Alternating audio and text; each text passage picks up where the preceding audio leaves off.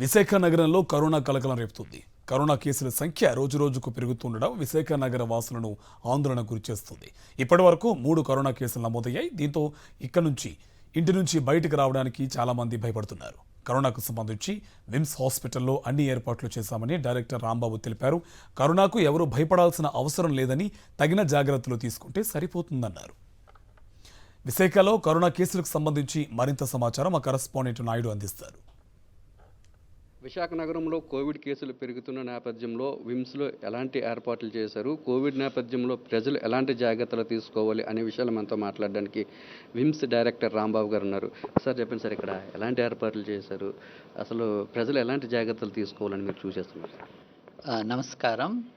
ముఖ్యంగా ప్రస్తుతం వచ్చినటువంటి ఒమిక్రాన్ వేరియంట్లో JN.1 వేరియంట్ ఏదైతే ఉందో దానిలో మ్యుటేషన్స్ జరిగి మనకి వచ్చినటువంటి NB1.8 LF7 ఏ మ్యుటేషన్స్ అయితే వచ్చాయో ఇవి యాక్చువల్లీ ఒమిక్రాన్ వేరియంట్లో వచ్చినటువంటి JN.1 వేరియంటు 2023లోనే అమెరికాలో మరియు యూరోప్లో కూడా కనుక్కోవడం జరిగింది.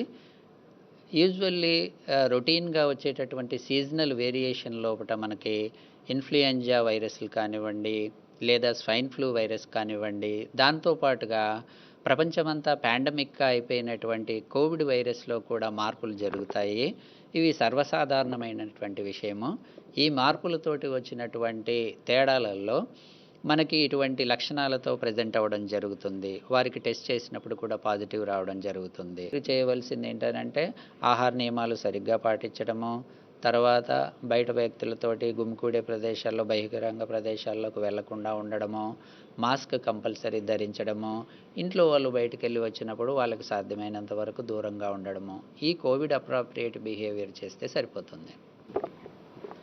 ఇప్పుడున్న పరిస్థితుల్లో కోవిడ్ గురించి భయపడాల్సిన అవసరం ఏమీ లేదని, తగిన జాగ్రత్తలు తీసుకుంటే ఈ కోవిడ్ బారి నుంచి బయటపడవచ్చునని, ఒకవేళ కోవిడ్ వంటి విపత్కర పరిస్థితులు ఎదురైనా సరే విమ్స్లో 20 బెడ్లను ఇప్పటికే సిద్ధం చేశామని, ఈ కోవిడ్ రాకుండా ప్రజలు తగిన జాగ్రత్తలు అలాగే ఆహార విషయంలో కూడా తగు చర్యలు తీసుకున్నట్లయితే కోవిడ్ బారిన పడకుండా తమను తాము రక్షించుకోవచ్చునని చెప్పి విమ్స్ డైరెక్టర్ రాంబాబు గారు చెప్తున్నారు. కెమెరా నప్పలరాజుతో నాయుడు, విశాఖపట్నం నుంచి.